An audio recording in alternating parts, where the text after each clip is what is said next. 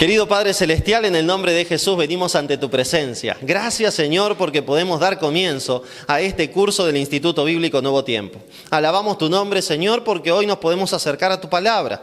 Te damos gloria a ti porque tu Espíritu Santo nos ha traído hasta aquí en esta noche. Te queremos pedir que tu Espíritu sea quien habla en nuestro corazón, quien nos muestre, quien ilumine nuestra mente para entender tu palabra y comprenderla. Señor, te queremos pedir una bendición sobre cada uno de los que participan de este curso bíblico. Te queremos pedir una bendición sobre cada uno de nosotros. Te lo pedimos en el nombre de Jesús. Amén y amén, Señor. Amén, Señor. Muy bien. Libros proféticos, ¿sí? Cuando hablamos de libros proféticos, es una categoría de los tantos libros que tiene la Biblia. La Biblia cuenta con el Antiguo Testamento y el Nuevo Testamento. En el Antiguo y en el Nuevo Testamento hay distintos tipos de libros. Son 66 en total, 39 en el Antiguo Testamento, 27 en el Nuevo Testamento. Hay libros que son históricos, Génesis, Reyes, Ruth, etc., Hechos.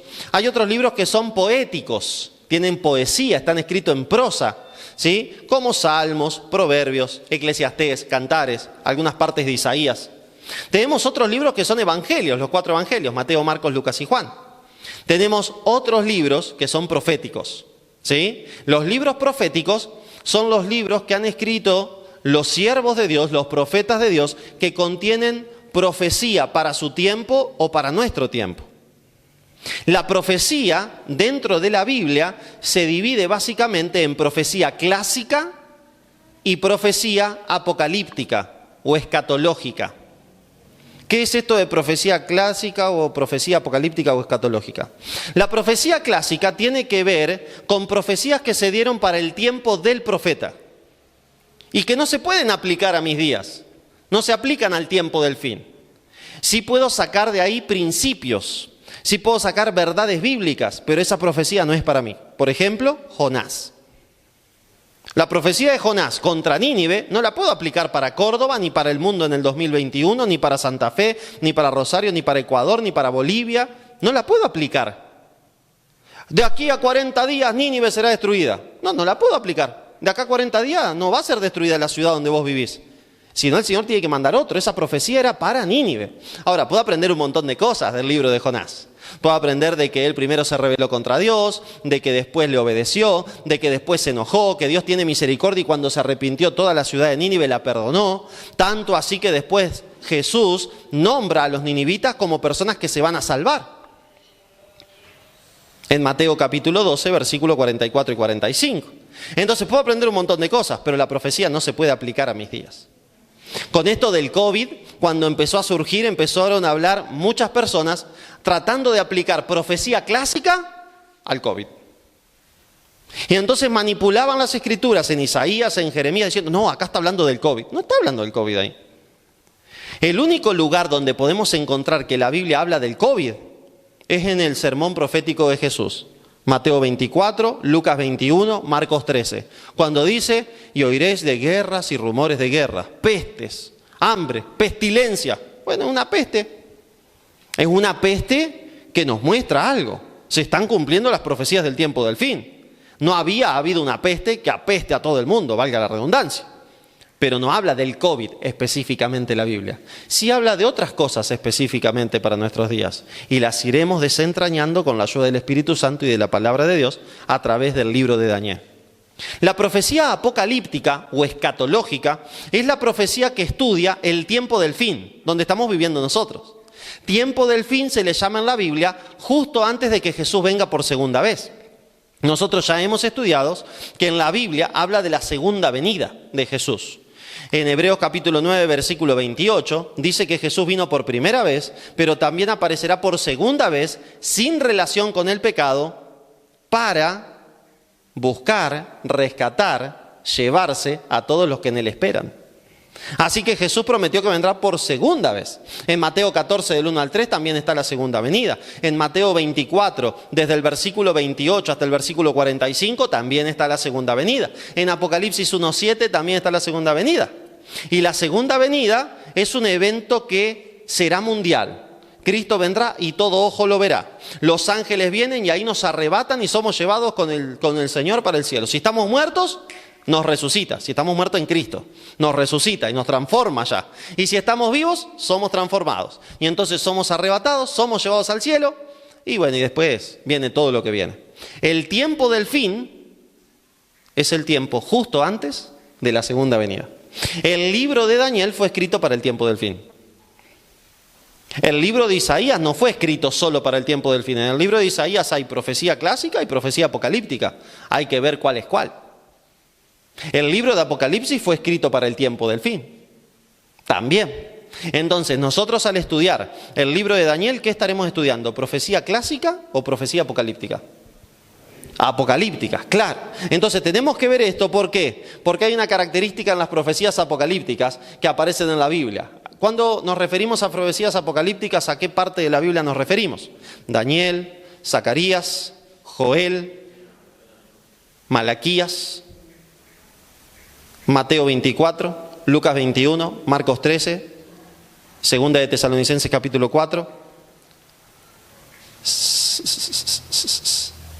Primera de Tesalonicenses capítulo 4, Segunda de Tesalonicenses capítulo 2, Tercera de Juan, Apocalipsis. Todo eso es profecía apocalíptica.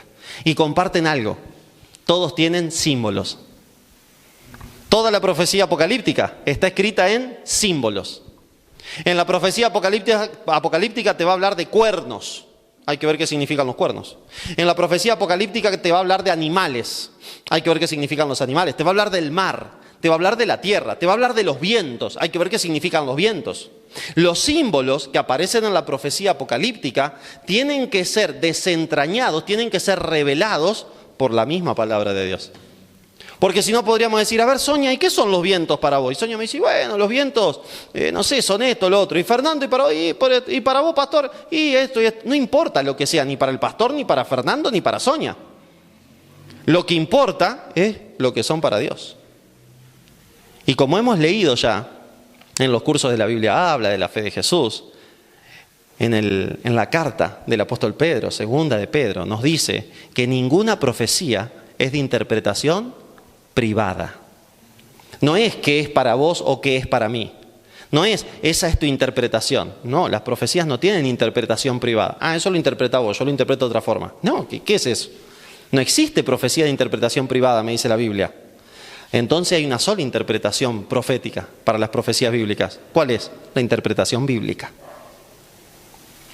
Por eso, por ejemplo, si nosotros queremos saber qué significa los árboles, en Daniel 4 aparecen árboles, en Apocalipsis 7 aparecen árboles. ¿Qué significarán los árboles en la profecía?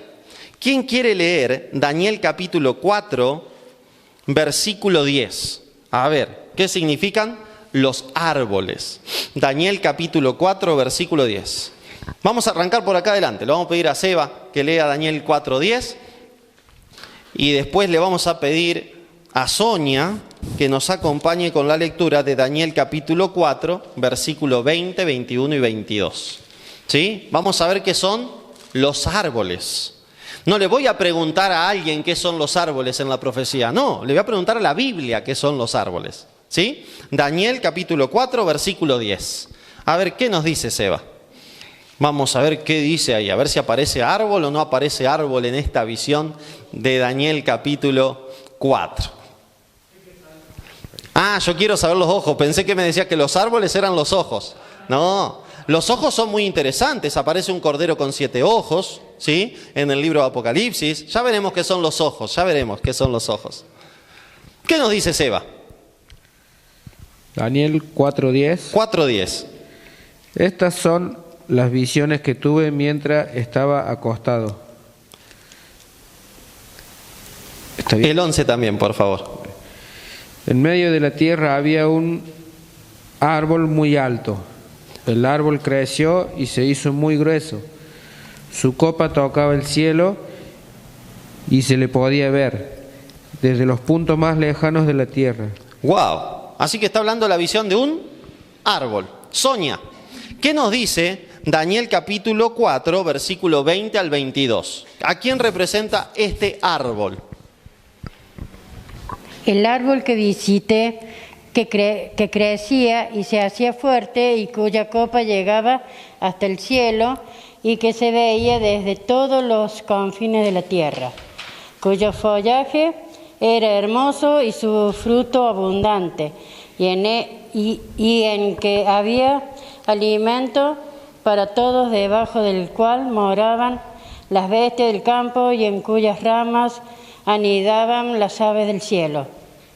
Tú mismo eres, oh Rey, que creciste y te hiciste fuerte, pues creció tu grandeza y he llegado hasta el cielo, y tu dominio hasta los confines de la tierra. Amén. Muchas gracias, Sonia. ¿A quién representaba ese árbol? Al rey Nabucodonosor, a una persona, a un ser humano. ¿A quién representan los árboles? A los seres humanos. Podríamos buscar un montón más de versículos para ver eso. Hay una parábola, ¿sí?, en el Antiguo Testamento que habla de los árboles que se hablan entre ellos. Dijo la higuera al cedro, ¿será que tal cosa? ¿Que los árboles hablan? No, ahí se refería a dos líderes del pueblo de Israel que estaban que estaban tramando algo. Entonces, ¿los árboles a quién representan? A los seres humanos. ¿Quién lo dice? Y la Biblia lo dice. Tú, oh rey, eres ese árbol, estaba representando a un ser humano.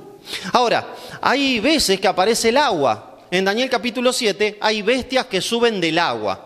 ¿Qué significará el agua? El mar. ¿Qué significará esto? Vamos a buscar Apocalipsis 17:5. Apocalipsis capítulo 17, Apocalipsis, el último libro de la Biblia. Ese está fácil para buscarlo, ¿no? Apocalipsis capítulo 17, versículo 5. ¿Qué significa el agua, el mar? A ver, ¿qué significa esto? Le vamos a pedir a Betty, por favor, que lea Apocalipsis capítulo 17, versículo 15. 15. Apocalipsis 17, versículo 15. A ver, ¿qué nos dice ahí, Betty, sobre el agua, sobre el mar? El ángel también me dijo, las aguas que has visto donde está sentado, las rameras son multitud de pueblos, naciones y lenguas. ¡Wow! ¿Qué es el agua? Donde estaba sentada esa ramera, multitudes, naciones, pueblos y lenguas. Es un lugar donde hay mucha gente, ¿o no? Entonces, ¿el agua donde estaba sentada la ramera puede ser la Patagonia Argentina, por ejemplo? No, si no vive nadie en la Patagonia Argentina. Tenés un pueblo, bueno, hay ciudades en la Patagonia Argentina, ¿no? Pero imagínate en el centro de Santa Cruz y no tenés nada. Tiene que ser un lugar donde hay mucha población, tiene que ser un lugar donde hay pueblos, naciones, muchedumbres y gente. Entonces, ¿el mar qué representa? Un lugar del planeta Tierra donde hay mucha población. Está interesante esto, ¿o no? Y así tendremos que ir desentrañando cuáles son los símbolos del libro de Daniel. El libro de Daniel se divide en dos grandes grupos subcapítulos, ¿sí? La primera parte del libro de Daniel, Daniel capítulo 1 al Daniel capítulo 6, es la parte histórica con poco contenido profético.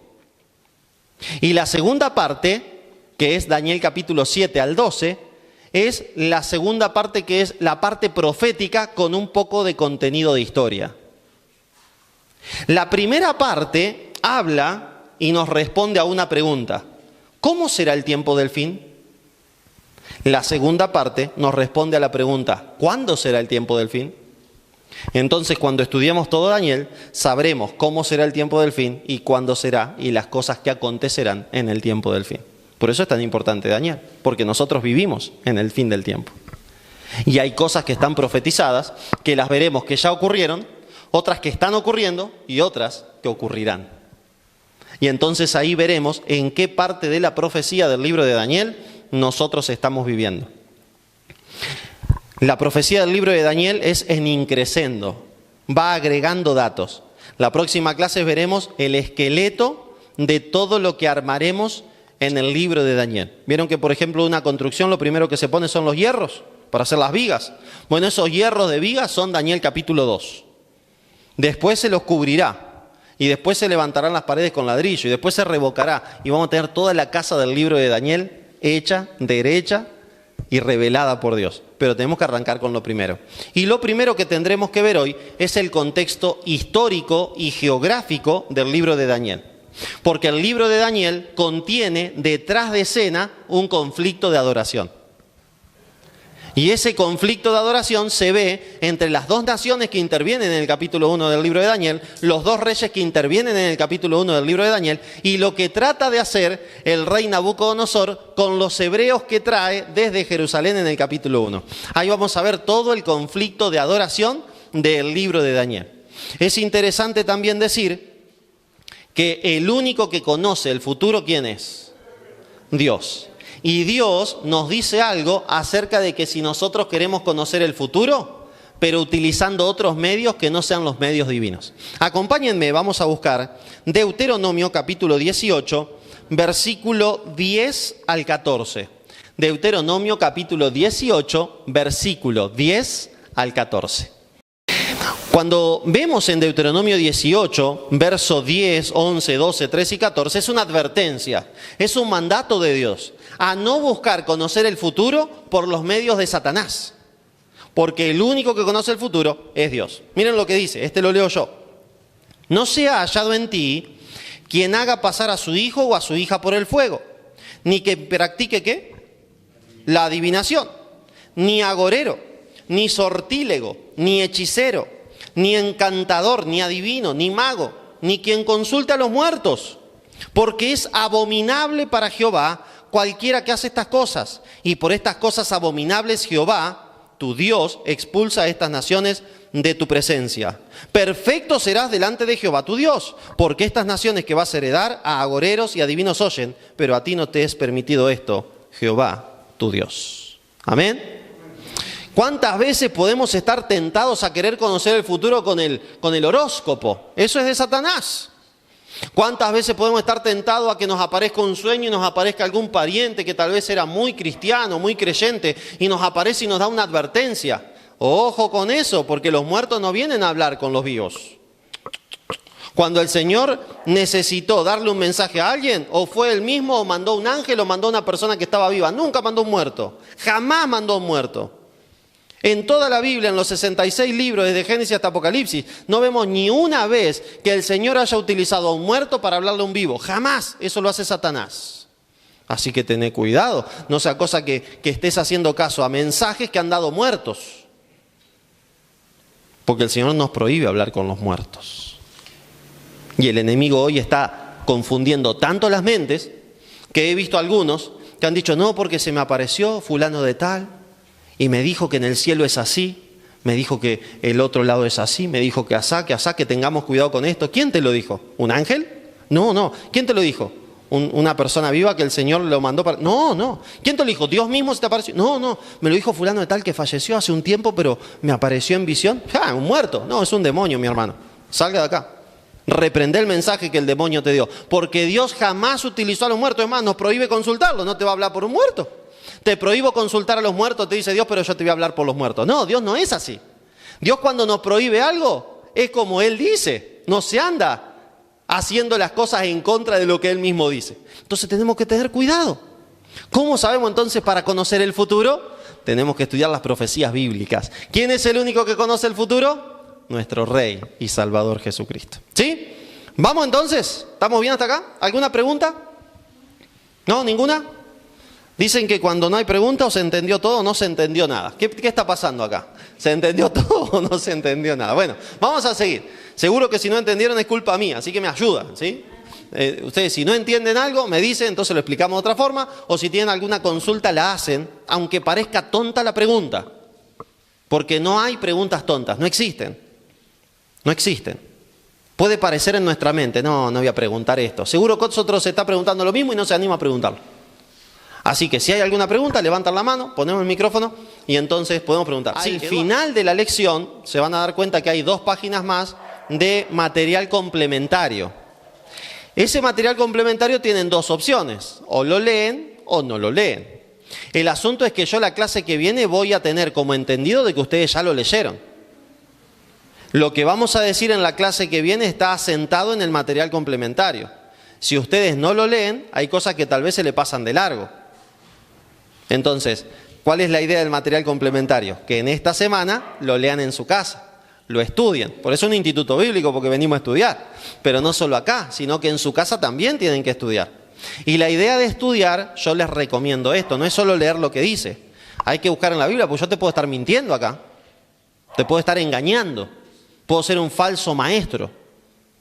Si yo digo lo que dice la Biblia, alabado sea el Señor. No lo está diciendo el pastor Pablo. El pastor Pablo es un instrumento inútil que el Señor está utilizando. Pero por ahí te puedo estar mintiendo.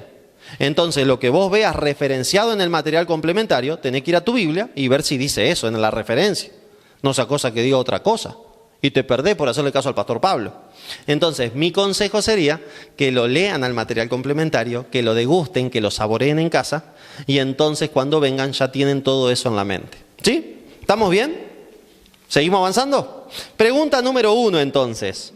¿Para qué tiempo especial de la historia mundial se escribieron las profecías de Daniel? Vamos a pedirle a Patricia que nos lea Daniel 12, versículo 4 y versículo 9. Y el Señor le dijo, ponle su nombre, Jezreel, porque de aquí a poco yo castigaré. Creo que no estás en Daniel, me parece. Creo que estás en Oseas. Ahora sí, estaba ahí cerquita. Daniel 12, versículo 4 y versículo 9. Perdón. Pero tú, Daniel, cierra la palabra y sella el libro hasta el tiempo del fin. Muchos correrán de aquí para allá y la ciencia aumentará. Amén. Y el 9 también, por favor, Patricia. Él respondió, anda, Daniel, esta palabra está encerrada y sellada hasta el tiempo del fin. Amén. Y le vamos a pedir a Eduardo, versículo 10 y versículo 13, por favor. O sea, el 11, el 12 y 13. No, solamente el 10 y el 13. Ah, 10 y ya que estamos viendo para qué tiempo está escrito, ¿sí? No estamos viendo todo el capítulo 12, eso ya lo vamos a estudiar a su tiempo, pero estamos prestando atención acá que dice que está escrito para el tiempo del fin, de acuerdo a lo que leyó Patricia, ¿no? Vamos a ver si estos dos versículos también corroboran lo mismo. Dice, muchos serán limpiados, emblanquecidos y purificados. Los impíos obrarán impiamente, y ninguno de los impíos entenderá, pero los sabios entenderán. Pero tú sigue hasta el fin de tu vida, descansarás y en los últimos días te levantarás para recibir tu herencia. Amén, amén, gloria a Dios. Fíjense que acá en el capítulo 12 aparece este concepto, el tiempo del fin. El tiempo del fin, de acuerdo a lo que leyó Patricia, se define en el versículo 4 y en el versículo 9 como un tiempo donde la ciencia aumenta. ¿Ha aumentado la ciencia en este último tiempo? Un montonazo, ¿no? Ha aumentado un montón. ¿Seba? El otro día estaba leyendo un informe sobre la ciencia que están aplicando un método que se llama Lázaro, que sobre las personas fallecidas, hacen un proceso científico para resucitar a las personas después de no me acuerdo qué tiempo de fallecido. Entonces eso a mí me llama a meditar, de decir, pero si Dios da vida, el espíritu, el soplo de aliento, ¿por qué la ciencia puede resucitar a un muerto? Entonces, ahora que estaba leyendo la hermana, yo decía, mira, la ciencia ha avanzado mucho. Muy bien, entonces, excelente. Con respecto a lo que decías de esto de resucitar a las personas, leí hoy en Cadena 3 que ¿cómo se llamaba el muchacho este? Kaxara, algo así, un pastor de 22 años en Zambia, se hizo enterrar vivo por sus discípulos para resucitar al tercer día como Jesús. Al tercer día fueron, desenterraron, pero ya estaba muerto. Y aunque hicieron un montón de cosas, no lo pudieron resucitar. Una cosa es resucitar a una persona ni bien se murió, ¿no? Que todavía todo el cuerpo está caliente, todos los órganos están vitales, y entonces es reactivarlo, que se hace mucho eso en operaciones, ¿sí? Entonces, en operaciones de corazón, te conectan a una máquina que hace como de corazón, y cuando te conectan el corazón, lo tienen que dar electricidad y ponerlo a andar, ¿no? Hay que darle arranque al corazón. Otra cosa es que una persona después de muerta un día, 12 horas, 3 días, 5 días, y no estamos hablando de esa muerte como la que pasaron en muchos lados, ¿no? ¿Cómo se llama esta patología? ¿Alguien que me ayude? Catalepsia, gracias. No estamos hablando de eso, estamos hablando de un muerto, ¿no? Al que le pegaron un balazo en la cabeza. ¿Y cómo? La ciencia no puede resucitar a él, pero Cristo sí. Y la ciencia nunca va a llegar a generar vida. Ustedes saben que hay una fábula que dice que los hombres habían llegado a tanta ciencia que dijeron al Señor, Señor, nos queremos independizar de vos. Ah, sí, ¿y cómo es eso? Sí, nosotros ya podemos crear como vos creaste en el Edén. Podemos crear vida igual que como vos creaste al ser humano. Bueno, dice Dios, vamos a juntarnos entonces el jueves a las 3 de la tarde y ustedes van a mostrarme cómo crean vida. Así que el jueves a las 3 de la tarde estaban todos los científicos del mundo ahí. Es una fábula, ¿sí? Que termina con una moraleja, esto es mentira. Entonces se juntan todos los científicos del mundo, agarran agua, agarran tierra, hacen un muñeco de barro y le dan vida y un ser humano. Entonces Dios dice, pero ustedes no hicieron lo que yo hice. Sí, dice, si vos hiciste... No, dice, antes de hacer eso tienen que crear de la nada el agua y tienen que crear de la nada la tierra. Aunque el ser humano nunca va a llegar, ¿no? Pero llegar a hacer eso, ¿cómo hace el ser humano para crear de la nada algo? Porque la palabra de Dios dice que el Señor habló y fue hecho. Él mandó y existió. De la nada aparecieron las cosas, dice el libro de Hebreos. Entonces, Dios es el único que tiene ese poder. Ahora, el tiempo del fin se define como un tiempo donde hay mucha tecnología, donde la ciencia avanza. Y hoy la ciencia está avanzando más que en todos los años anteriores. ¿Se acuerdan de la revolución industrial? Primera revolución industrial, segunda revolución industrial. Y eran pasos lentísimos de avance. Ahora son pasos de a 1 año, 2 años. ¿Cuánto te sirve el celular? Y 3 años, 4. Después ya te queda, pero prácticamente obsoleto. Antes vos te comprabas un teléfono y lo tenías 25 años. ¿Se acuerdan del que había?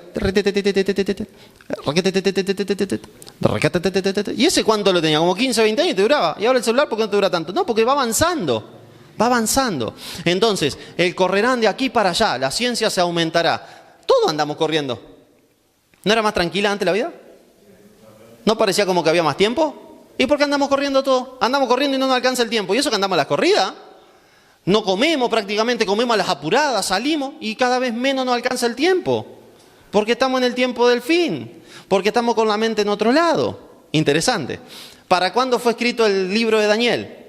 Para el tiempo del fin. Sella las palabras de este libro, porque son para el tiempo del fin. Muchos correrán de aquí para allá. Eduardo leía en el versículo 10 y en el versículo 13 que los que entienden el libro de Daniel, ¿quiénes son? Los entendidos.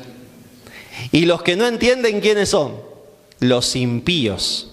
Los impíos procederán impíamente, pero muchos serán limpiados y emblanquecidos. Y los entendidos entenderán. Entonces nosotros, mis hermanos, tenemos que ser de los entendidos. Porque no es que por leer el libro de Daniel lo vamos a entender. Para eso necesitamos ser de los entendidos. Y los entendidos son los que son limpiados, depurados. Nosotros tenemos que ser limpiados por la sangre preciosa de Jesús. Amén. Tenemos que recibir la unción del Espíritu Santo para poder entender el libro. Porque si no, no lo entendemos. Sin el Espíritu es imposible, porque la Biblia es espiritual. Nosotros naturalmente no lo podemos entender. Necesitamos estar en el mismo Espíritu que inspiró y le reveló a Daniel estas cosas. ¿Estamos bien hasta acá? Vamos con la pregunta número 2. Avanzamos. ¿Qué promesa le da Dios a su pueblo con relación al futuro? Claudia, Amós capítulo 3, versículo 7. A ver, ¿qué nos dice? Porque no hará nada Jehová el Señor sin que revele su secreto a sus siervos los profetas. Amén. No hará nada el Señor sin revelarle su secreto a sus siervos los profetas. ¿El Señor va a hacer cosas antes de que venga por segunda vez? Sí. ¿Y cómo sabemos qué va a hacer? Ya la reveló. Pasa que los libros de profecía apocalíptica son algunos de los menos estudiados en la Biblia. Tristemente. Aunque el Señor Jesús, ya vamos a ver dentro de un ratito, que nos manda a estudiar Daniel. Pero son uno de los menos estudiados. Necesitamos estudiar más Daniel, necesitamos estudiar más Apocalipsis. Tenemos un curso bíblico que se trata sobre todo el Antiguo Testamento, que arranca con Génesis y va más adelante. Va a tener unas 70 clases. ¿Por qué no arrancamos con ese? Porque no, de nada sirve. Primero Daniel, después estudiamos todo lo demás. Entonces ya estudiamos las bases del Evangelio, ya estudiamos las bases bíblicas, que son el curso La Biblia habla o la fe de Jesús. Ahora vamos a lo segundo más importante, las profecías. Porque el Señor no hará nada sin revelarle sus secretos a sus siervos los profetas. Y ya se los reveló. Ahora, cuando terminemos, la idea sería que uno diga, che, ¿viste lo que está pasando? Sí, pero esto ya está revelado, mi hermano. Daniel capítulo 7, versículo tanto dice esto. Y es por eso que se está cumpliendo.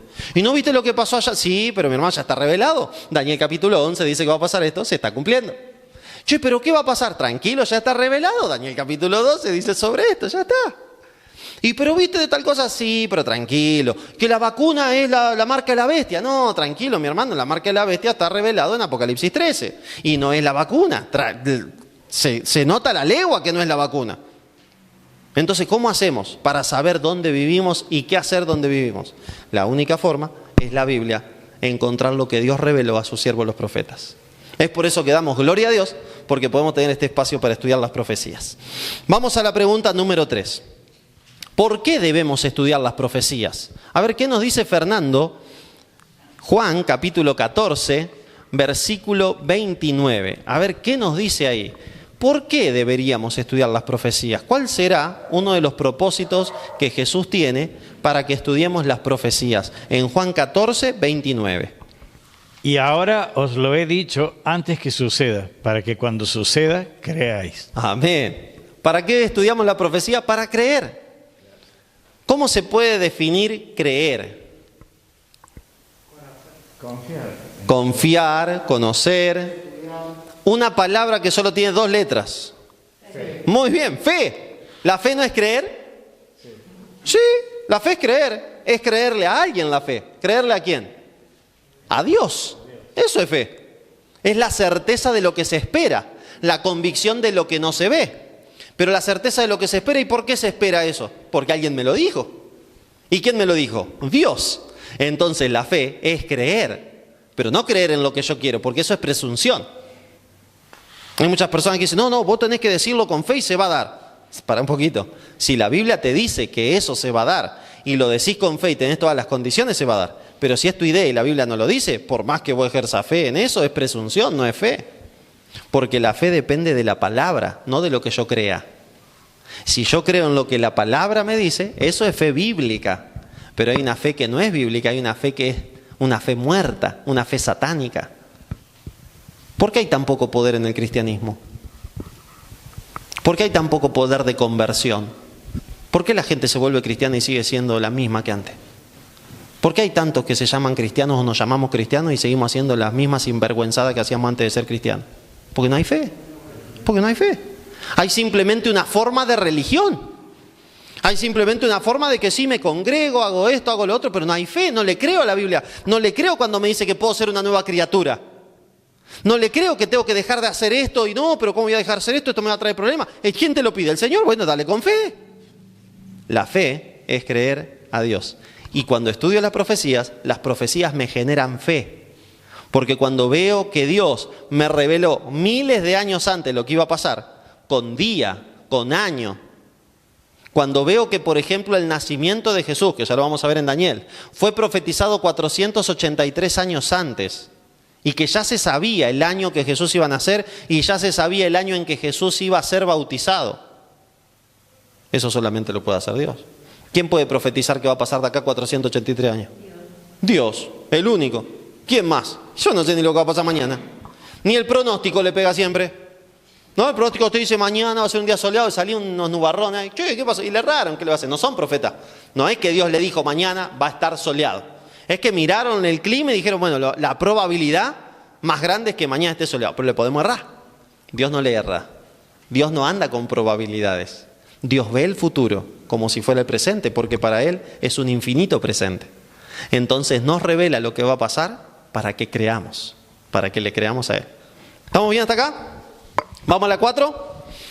¿Qué consejo dio Jesús mismo en su sermón sobre los hechos finales con relación a las profecías de Daniel? José Luis, vamos a pedirte que leas Mateo capítulo 24, versículo 15. Vamos a ver qué consejo nos dio Jesús aquí. Cuando veáis en el lugar santo la abominación desoladora, predicha por el profeta Daniel. El que lee, entienda. ¡Wow!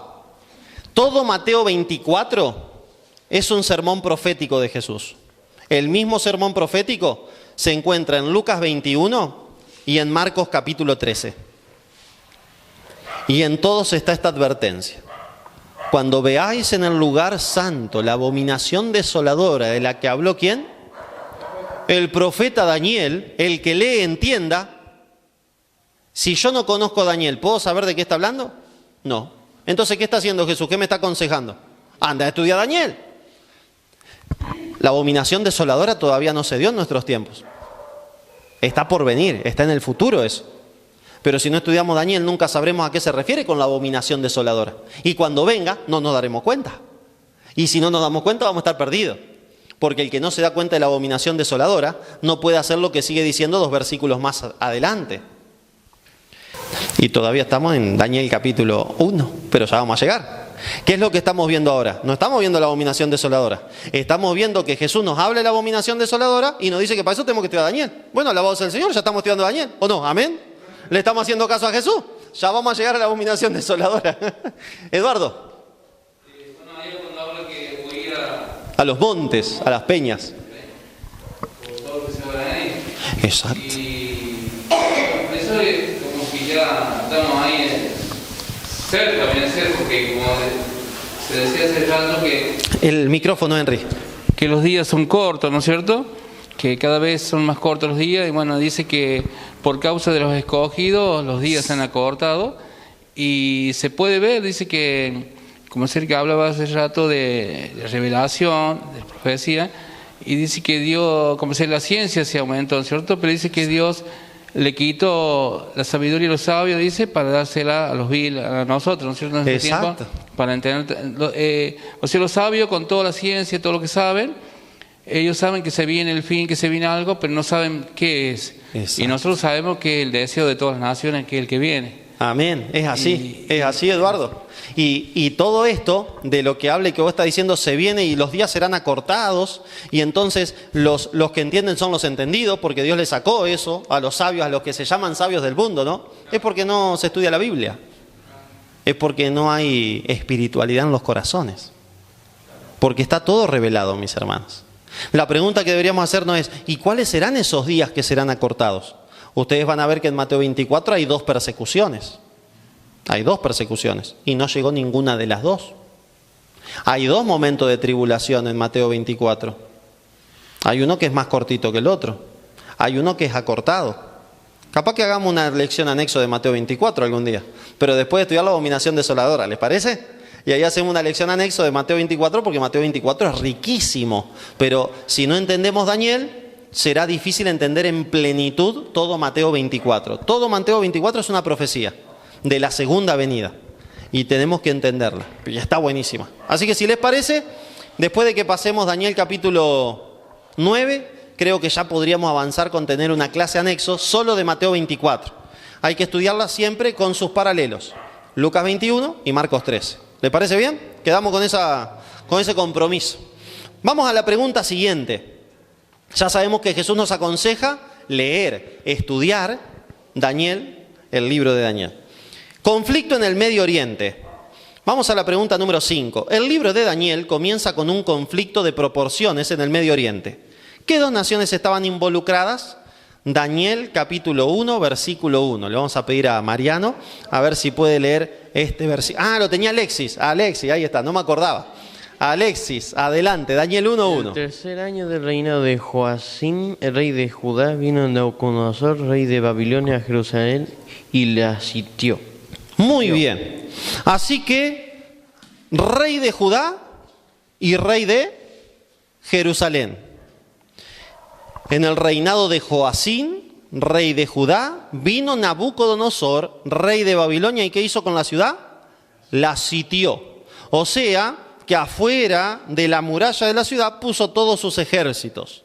Era toda una estrategia de guerra, porque si adentro no tenían cómo producir víveres para comer, se quedaban sin comida en algún momento. Ahora, había que planificar bien cuándo se iba a sitiar una ciudad y de qué forma. Porque si se te venía el invierno, había que darle de comer a todos los soldados que estaban afuera también. Y había que calentarlos para que no se mueran de frío. O sea, las guerras en aquel momento eran bien interesantes. Ahora, vino Nabucodonosor y la sitió. Y la conquistó. Sabemos la historia. Eso fue en el 605 a.C. ¿Sí? Entonces, ¿cuáles son las 2 naciones que están acá? Judá y Babilonia. Judá, que representaba al pueblo de Dios. Ustedes saben que el pueblo de Dios nace con Adán. Después de Adán viene Set, porque dentro de los dos primeros hijos que tuvo Adán, había uno que era fiel a Dios, pero su hermano lo mató. Pero después nació Set. Y de Set viene toda la descendencia hasta Noé. En la época de Noé, Génesis capítulo 5, capítulo 6, capítulo 7, vino el conocido diluvio. ¿Y cuántas personas quedaron vivas en todo el planeta Tierra? 8 personas nomás. Noé y su esposa, Sem, Cam y Jafet, los hijos y sus esposas. Nadie más. Y de ahí empezó otra vez la descendencia. ¿Sí? Entonces, después de esa descendencia viene Abraham. Y Abraham es llamado a salir de su tierra y de su parentela. Y se va con su sobrino Lot.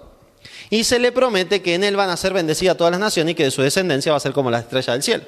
De él nace Isaac, que lo tiene en su vejez, junto con Sara. Isaac significa risa, porque tanto Abraham como Sara se mataron de risa cuando Dios le dijo que iban a tener un hijo, porque ya estaban fufú, no podían tener más hijos. Entonces le dijo, le va a poner Isaac, porque Sara se rió. No, yo no me reí, sí te reíste, Sara. Dale, decí la verdad. No, Isaac. De Isaac viene Jacob, que también tuvo 2 hijos, Esaú y Jacob. Pero de la descendencia divina, la descendencia del Mesías, viene para Jacob. Y de Jacob vienen las 12 tribus, los 12 hijos de Jacob. ¿Se acuerdan? Mira, hay un cantito que dice, se llaman los hijos de Jacob, Isaacar, José y Zabulón, Dan, Rubén y Neftalí, Gad, Aser y Nebi, Simeón, Judá y un pequeñín que se llamaba Benjamín. Ahí están los 12. Si te aprendes la canción te sabes los 12. No me lo pregunté así nomás porque te la tengo que cantar. Entonces, vienen los 12 hijos de Jacob. De esos 12 salen las 12 tribus de Israel. Y se dejan guiar por sacerdotes hasta que piden un rey. Y llegamos al primer rey de Israel, Saúl. Saúl peca contra Jehová y entonces Jehová lo desecha y elige otro rey, David. David, cuando muere, deja otro rey, Salomón. Y cuando Salomón muere, deja el 4.º rey de todo Israel, Roboam. Ahora, con Roboam se armó un lío, porque cuando Roboam empieza a conquistar, vienen los jefes de las tribus de Israel y le dicen, por favor, rey Roboam, su papá tenía los impuestos medios duros, bajen un poquitito de impuestos. Entonces le dice, bueno, mañana le voy a dar la respuesta. Y va a los ancianos, a los sabios, y le dice, ¿qué les parece? Bajarle los impuestos y te le meten en el bolsillo, básicamente, en lenguaje actual le dicen los sabios. Bajarle los impuestos, les caes bien, te lo meten en el bolsillo, después se lo subí de nuevo, tranquilo. Se va a comer un asado con los amigos y le dice, che, miralo. No, vos le tenés que decir, mi papá fue duro, yo voy a ser duro como un hierro. Los impuestos aumentan en vez de disminuir. Así que al otro día se juntó y le dijo, miren, si mi papá fue bravo, yo soy peor todavía, así que los impuestos aumentan. 10 de las 12 tribus se juntaron y dijeron, ¿qué tenemos nosotros que ver con el hijo de Isaí? Nosotros nos mandamos a mudar y ahora somos otra nación. Y ustedes se quedan acá, Judá y Benjamín. Y ahí se separa el reino del norte y el reino del sur. Por eso ustedes en el libro de Crónicas, en el libro de Reyes, leen, y reinó sobre Judá tantos años, mientras que en Israel reinaba fulano. ¿Y cómo es esto de Israel y Judá? Claro, el reino del norte y el reino del sur. Asiria, en el 700 más o menos antes de Cristo, destruye a Israel, a las 10 tribus, y no queda nada, desparrama todo. Lo único que queda es un grupito que después se forman los samaritanos, que son mezcla de los que quedaron con otro de que trajo el rey de Asiria. Por eso los judíos a los samaritanos los odiaban, porque eran mezcla, eran cruza. Y queda entonces el rey del sur, que era Judá y Benjamín. Para la época de Nabucodonosor, a ese reino solamente se lo conocía como el reino de Judá. Y su capital era Jerusalén. Era el pueblo de Dios en ese momento. ¿Y quién viene? Nabucodonosor. Ahora, ¿por qué conquista Nabucodonosor Judá? ¿Porque era más poderoso que Dios? No. Era porque su pueblo había pecado contra Dios y seguían pecando contra Dios. Y entonces Dios no los puede bendecir ni proteger. Es interesante porque el pecado más grave que habían cometido contra Dios, el pueblo de Israel, para ser conquistados por Nabucodonosor, fue que no guardaban el 4.º mandamiento. Eso se encuentra en Jeremías capítulo 17. Y la advertencia de Dios, que le dice, si ustedes empiezan a guardar esto que no lo están guardando, yo voy a bendecir y van a ser mi nación para siempre. Pero si no lo hacen, vendrá el rey de los caldeos y pondrá toda la ciudad a fuego. Tristemente ellos no se arrepintieron. Eran, como decíamos hoy los cristianos, estos que se llaman de nombre, pero no por obra. Y el pueblo de Israel en ese momento también era el pueblo de Jehová de nombre, pero no por obra. Y entonces perdieron el derecho de protección divina y el enemigo los destruyó. ¿Estamos hasta ahí? Había 2 reyes, nos dice la pregunta número 6. ¿Quién era el rey de Babilonia? Bueno, ya lo leímos, Nabucodonosor. Nombre difícil para nosotros, nombre raro. Imagínatelo cuando le tomaban asistencia en la escuela. ¿Dónde anda Nabucodonosor? ¿No? Nabuco, le diría a la mamá, no sé. ¿No? En la A y en la B iban las 2 ciudades, los 2 imperios, ¿sí? Judá y Babilonia. Vamos a la pregunta número 7, ¿sí? Página número 4 del apunte. Describe las cualidades de los 3 jóvenes hebreos que Nabucodonosor llevó cautivos. Este sí le toca a Mariano. Así que vamos a describir las cualidades de estos jóvenes hebreos. Normalmente de estos jóvenes se nombran 4 nomás: Daniel, Misael, Ananías y Azarías, pero eran muchos más, ¿sí? Mariano. Muchachos, ¿en quiénes no hubiese tachado alguna de buena parecer, enseñados en toda sabiduría, sabios en ciencia y de buen entendimiento, e idóneos para estar en el palacio del rey, y que les enseñase las letras y la lengua de los caldeos? Amén. Eran personas que tenían conocimiento, eran personas preparadas las que buscaba el rey. ¿Qué pasó? El rey fue a Jerusalén, destruyó todo Jerusalén y se vuelve con un grupo de cautivos.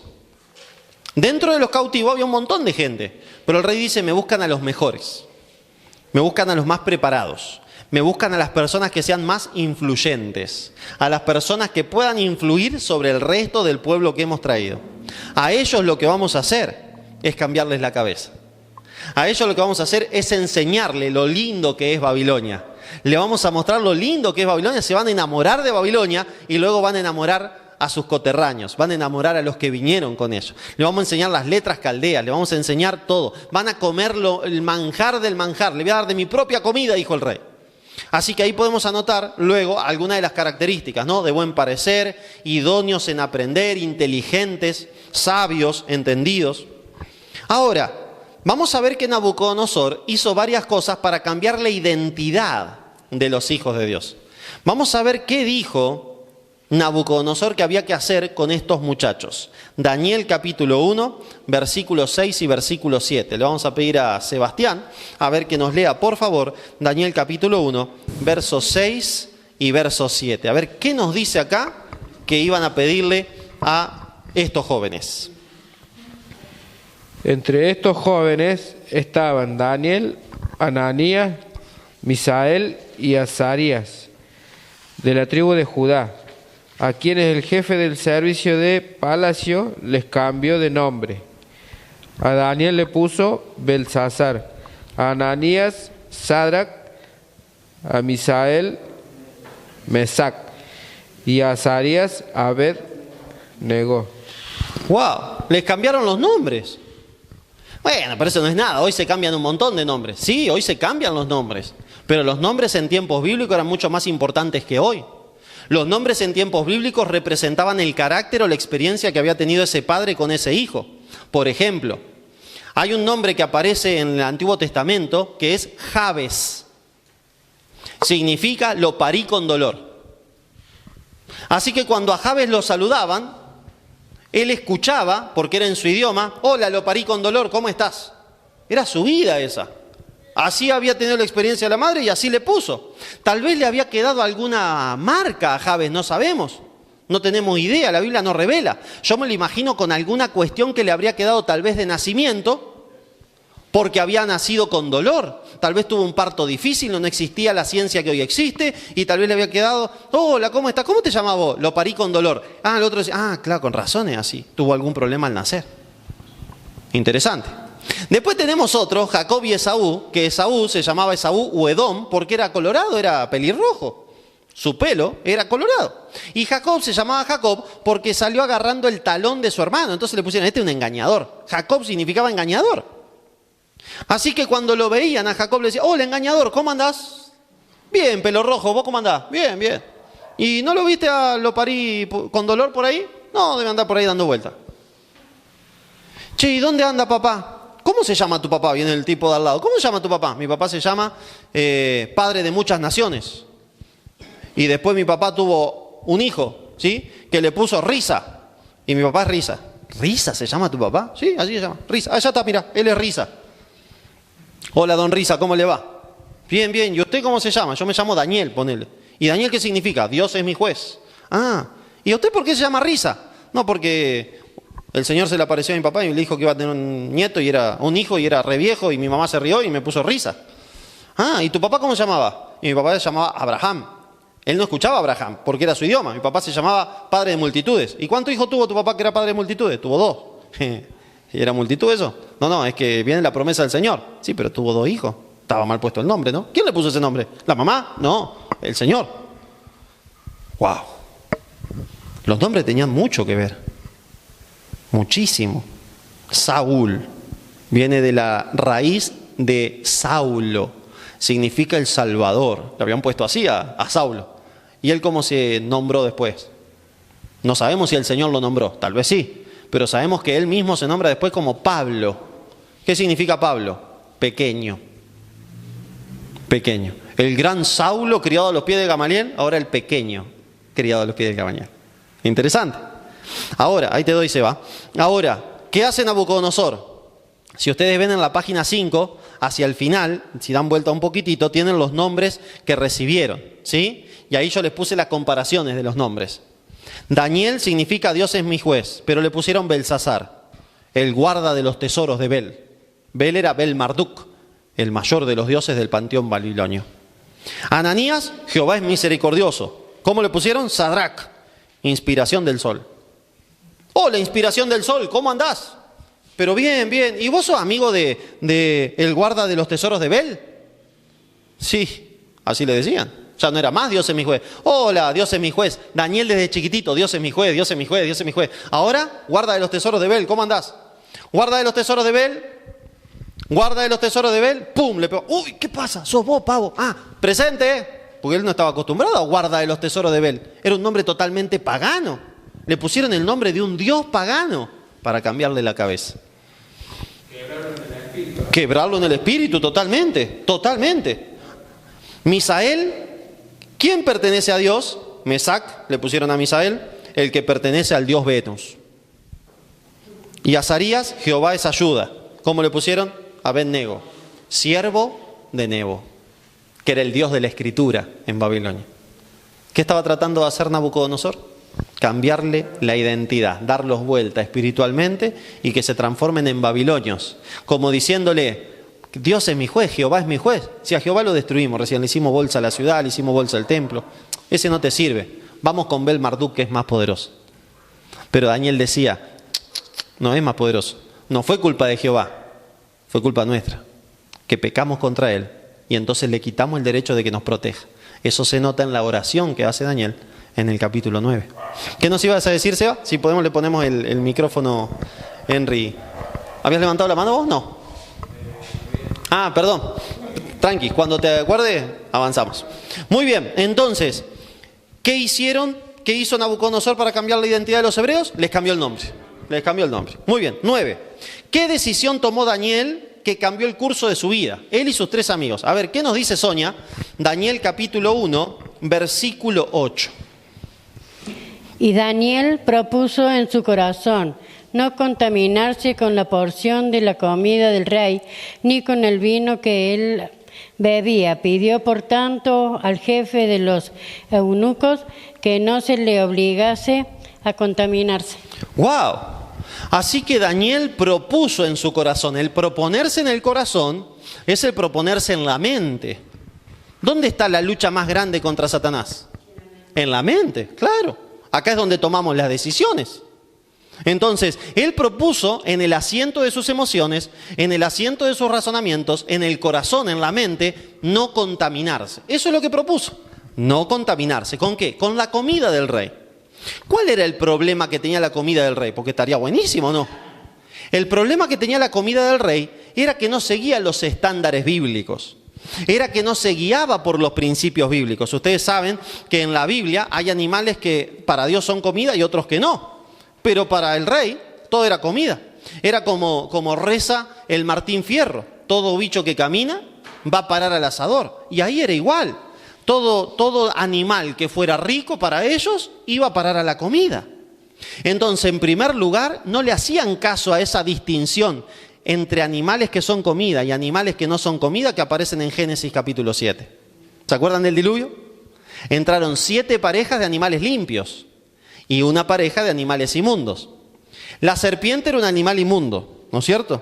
El camello también. Imagínate que les agarraba hambre y decía, che, vamos a comer una serpiente que está buenísima. Sí, dale, vamos a comer una serpiente. Y se extinguían la serpiente. ¿Con quién iba a tener el hijo de la serpiente que quedaba? Pero no iban a elegir serpiente porque eran animal inmundo, no eran animales limpios. Si querían, por ejemplo, una vaca, que es animal limpio, y tenían 14 para elegir, se podían comer una y no pasaba nada. ¿Está interesante o no? La distinción entre animales limpios e inmundos es de Génesis. Hay muchas personas que piensan que viene cuando el pueblo de Dios saca al pueblo de Israel de Egipto. Dice, no, ahí le dio ley. No, ¿qué le va a dar? Le recordó la ley si se habían olvidado todo.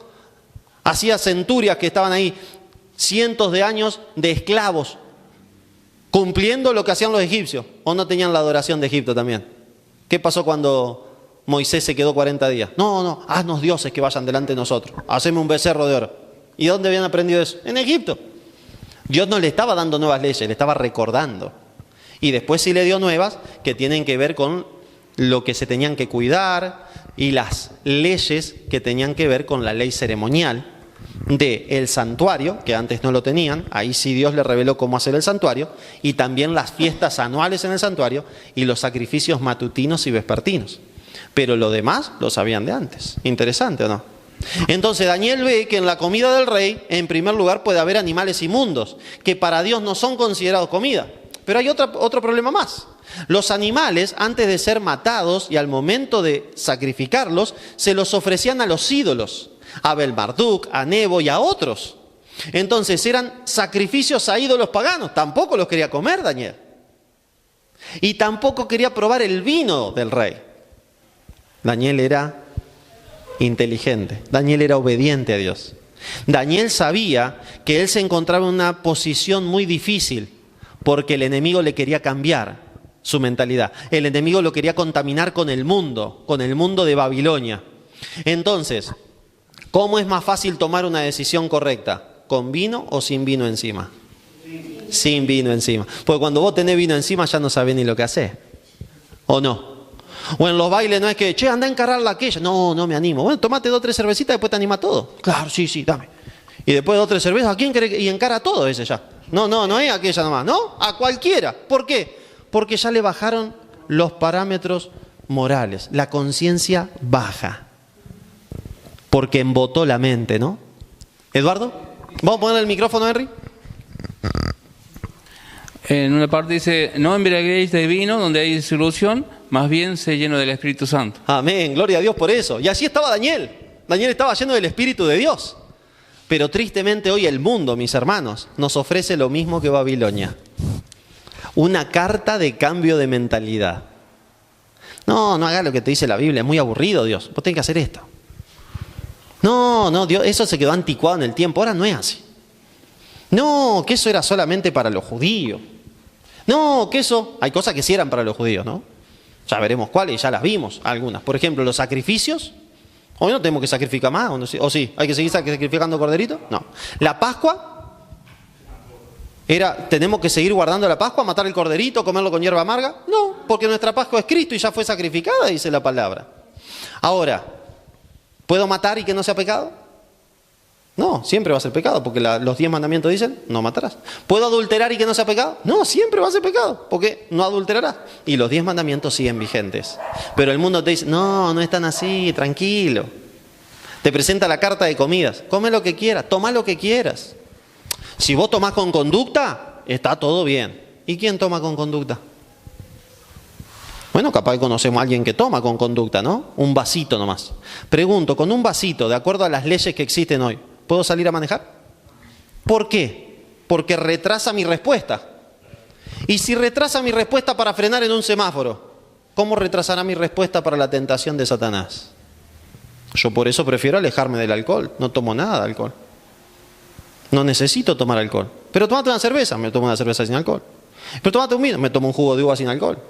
Ya me cuesta relacionarme con Cristo por ser humano. Imagínate si me pongo alcohol encima. Me va a costar más aún. Le va a costar menos al demonio tentarme. No, deja. Prefiero el Espíritu Santo. Entonces, mis hermanos, nosotros tenemos que saber si vamos a tomar o no la decisión de Daniel. Tenemos que proponernos en el corazón no contaminarnos con lo que el mundo nos ofrece. No contaminarnos con lo que esta vida babilónica nos ofrece. Necesitamos adquirir lo que Dios nos ofrece. ¿Sí? Ahora, ¿qué le pidió Daniel al siervo? Miren lo que le pidió Daniel. Daniel capítulo 1, versículo 12. Lo tenés vos, Betty, ¿no es cierto? Sí. Adelante, Betty. Ahí Henry te pone entonces el micrófono para que podamos leerlo. Yo te ruego que hagas con estos siervos tuyos unas pruebas de 10 días. Ordena que nos den de comer legumbre y que nos den de beber agua. Amén. ¿Qué pidió de comer? Legumbres. La palabrita que ahí aparece en el original es seroim, que no significa solamente lenteja y poroto, significa cereales, significa frutos secos. Una alimentación más bien natural. Y agua. ¿Te imaginas cuando los otros lo veían tomar agüita cuando ellos estaban tomando el vino del rey? ¿Te imaginas cuando el otro lo veían comer un platito de lenteja con poroto, un poquito de lechuga, unos frutos secos? Ahí decía, pero Daniel, metele acá que está buenísimo esto, mi hermano. Metele acá, no sabés cómo está el asadazo este que nos dio. No, tenemos que estar con la mente ágil, acá nos quieren cambiar el pensamiento. No, por favor, estemos despiertos. Los únicos 4 que hicieron eso fueron Daniel, Misael, Ananías y Azarías. Los demás no.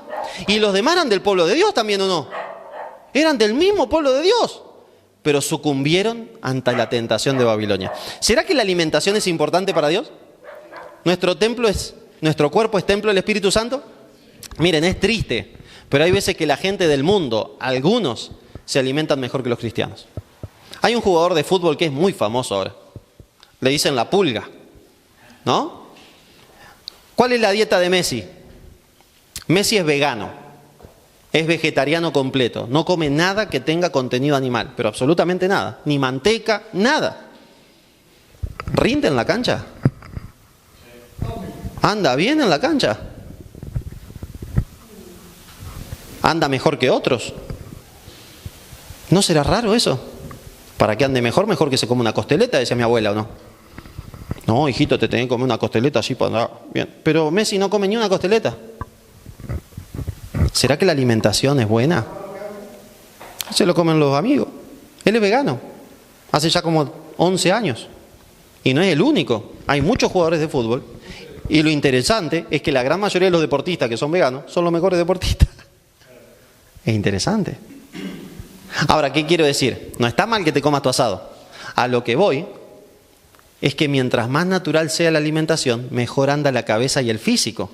Si queremos estar preparados y apercibidos para soportar la tentación, resistid al diablo y él huirá de vosotros, dice el libro de Santiago, necesitamos tener el templo bien alimentado. Y Daniel lo tenía en cuenta y supo decir, no, me voy a alimentar bien. ¿Eduardo? Yo conocí una persona, 93 años. Mi mamá, digo, usted tiene 65. Me dice, no, yo tengo 93 años. Y le digo, digo, pero qué bien, digo, ¿cómo? Y me dice, sí, yo, cuando yo tenía 20 años, dejé de comer, o sea, como ser una vez, un día lunes carne, un día miércoles pollo y un día sábado como ser pescado.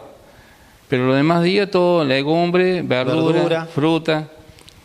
Y dice, ahora me estoy preparando, dice, porque le digo yo, así que le gusta la caminata, todo eso.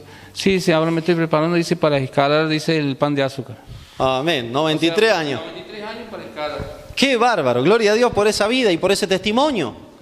Una persona que aprendió Lo que dice Daniel capítulo 1, versículo 8 y versículo 12. Propuso no contaminarse, propuso cuidar su cuerpo. Tal vez no lo hacía como cristiano, tal vez lo hacía como una persona que se quiere cuidar. Pero si lo hace una persona para ser un mejor futbolista, un mejor corredor, un mejor ciclista, qué triste es que nosotros nos alimentemos como querramos. Que somos cristianos, o nos llamamos cristianos por lo menos. Qué triste que nosotros, que decimos que le creemos a Papá Dios y que lo amamos con todo el corazón, nos alimentamos peor que los otros que capaz que ni siquiera creen en Dios. Mis hermanos, necesitamos ser como Daniel. Necesitamos tomar conciencia y hacer cambios en nuestra vida, porque si no hay cambios en la vida del cristiano, significa que no es cristiano. Es así de sencillo. Porque la vida del cristiano es una vida de cambio. ¿Hasta cuándo? Hasta que Cristo venga o hasta que ese cristiano se muere. Nunca deja de cambiar el cristiano. Si dejó de cambiar es porque ya no es cristiano, aunque se siga llamando cristiano. Y tristemente hoy en el mundo podemos saber muchos, me meto adentro, podemos saber muchos que nos llamemos cristianos, pero que de cristianos no tengamos nada, solo el nombre. Como le dice el Señor a la iglesia de Sardis en Apocalipsis, tenés nombre de que estás vivo, pero estás muerto. Reavivá las primeras obras, no dejes morir todo. ¿No será que nosotros tenemos nombre que estamos vivos, pero tal vez estamos muertos? ¿No será que no estamos siendo obedientes a la palabra de Dios? Simplemente somos oidores, pero no hacedores de la palabra. Necesitamos, mis hermanos, tomar conciencia de eso. Vamos hacia el final. ¿Qué beneficios obtuvieron Daniel al proponer no contaminarse y tener esta alimentación y este espíritu con el Señor? Vamos a leer Daniel capítulo 1, versículo 15. Dice así, Daniel 1:15. Y al cabo de los 10 días pareció el rostro de ellos mejor y más robusto que el de los otros muchachos que comían de la porción de la comida del rey. Así que en la parte física, ¿cómo quedaron? Más robustos, mejores, más sanos. Solo en la parte física. Vamos a ver en la parte mental. Dice el versículo 17.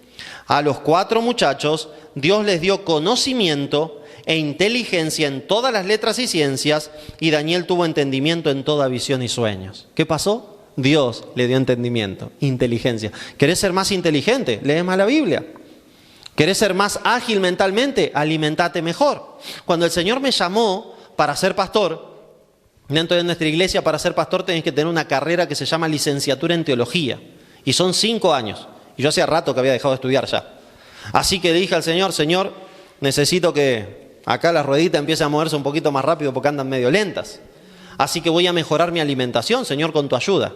Voy a empezar a hacer una dieta más bien vegetariana, ¿no? Y voy a comer solo pescado. Esto hace unos 8 años. No se imaginan, mis hermanos, cómo cambió la mente. La agilidad que uno agarra y el físico también. Es increíble. Yo no lo creía. O tal vez no quería creerlo. Pero entonces me di cuenta de los cambios que hay. Y dije, ¿cómo no le hice caso antes? ¿Para qué renegué 27, 28 años sin esta alimentación que es mejor que la anterior? Pues somos cabezones, ¿o no? Somos cabezones. ¿Eduardo? Antes de yo decir que hable más pausado, dentro mío yo pensaba, digo yo, ¿cómo hace para memorizar tanto? Claro. Lo que estaba hablando, digo yo.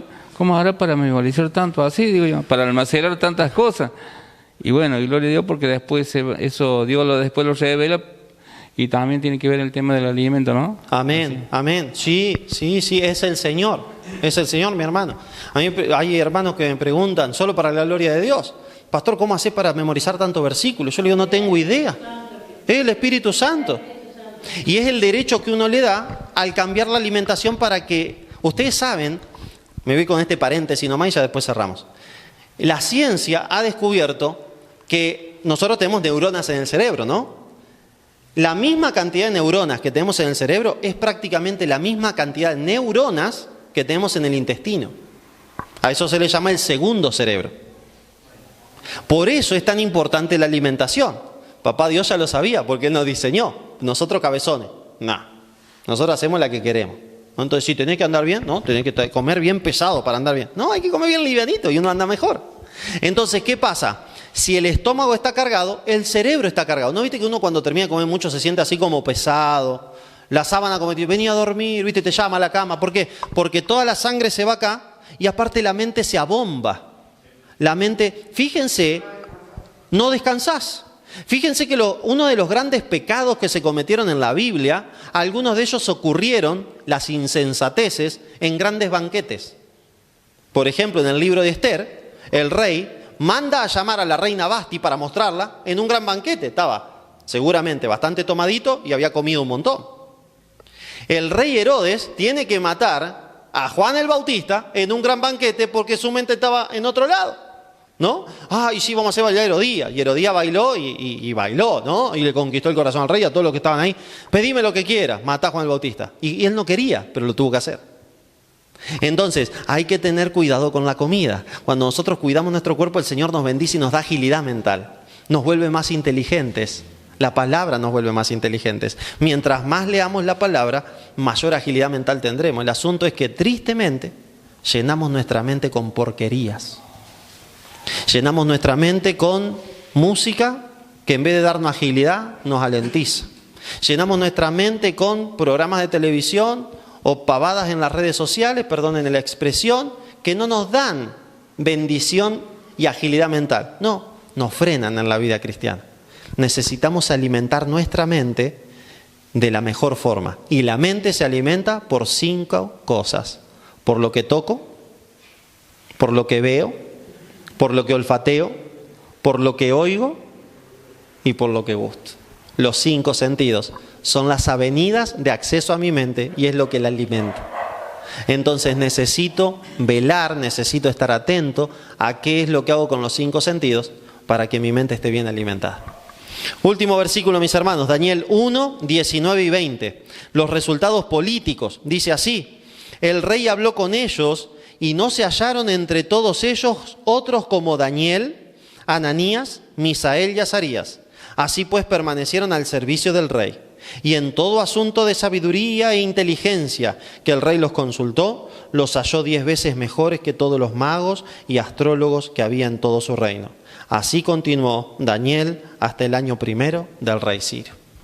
Mis hermanos, los cambios en la vida de estos muchachos fueron notables. Las diferencias en la vida de estos con los otros, que eran iguales a ellos, eran del pueblo de Dios, tenían las mismas capacidades que ellos, pero que no hicieron lo que Dios les pidió, fueron muy notables. Nosotros tenemos que decidir qué vamos a hacer. Hoy, pueblo de Dios, personas que nos llamamos del pueblo de Dios, hay miles por todos lados. Lo triste es que la gran mayoría vive vidas normales, vidas naturales. Se piensan que la vida es trabajar, tener una familia, darse un gusto, eso es la vida. Los que somos cristianos debemos serlo de nombre y por obra también. Y sabemos que la vida no es solo trabajar, no es solo tener una familia, no es solo darse un gusto, sino que la vida tiene un propósito. Y el propósito de Dios para tu vida es personal. Y si estás en familia, es familiar. Y el propósito principal para cada uno de nosotros es que vivamos a la altura de Cristo y que prediquemos el Evangelio, porque pronto Cristo viene. Y solamente lo acompañarán a Cristo aquellos que están preparados. Y tristemente el mundo no está preparado para recibir al Salvador. Y si nosotros no estamos preparados, cuando venga nos va a decir: apártate de mí, hacedor de maldad. Pero Señor, Mateo 7, 21, en tu nombre echamos fuera demonios, en tu nombre hicimos muchos milagros, en tu nombre profetizamos. No los conozco. Porque no todo el que me dice Señor, Señor entrará en el reino de los cielos, sino aquel que hace la voluntad de mi Padre que está en los cielos. ¿Estamos haciendo la voluntad de Dios? ¿O tal vez estamos haciendo la nuestra? Dios quiera que podamos tomar la misma decisión que Daniel. Proponer en nuestro corazón, no contaminarnos, y si hay cambios que hacer, arrancar hoy, para la gloria de nuestro Señor. Vamos a hacer una oración y con esto cerramos la primera clase. Se llevan todo el material de estudio adicional para estudiar en esta semana y nos estaremos viendo la clase que viene, si Dios quiere, para arrancar con el capítulo 2 del libro de Daniel. Vamos a orar entonces al Señor, mis hermanos. Querido Padre Celestial, en el nombre de Jesús venimos ante tu presencia. Gracias, Señor, por tu palabra. Gracias, Padre, por el libro de Daniel. Gracias, Señor, por tu amor y por tu misericordia. Señor, perdónanos. Perdona nuestra negligencia, perdona nuestra tibieza, perdona nuestra flojera espiritual, que muchas veces no nos deja avanzar hacia ser más parecidos a ti, a poner el Evangelio por obra. Pero, Señor, hoy queremos ser como Daniel. Hoy queremos proponer en nuestro corazón no contaminarnos ni con la comida del mundo, ni con la mente del mundo, ni con lo que ofrece el mundo, sino alimentarnos de tu palabra y de la mejor forma también físicamente para tener una mejor conexión contigo.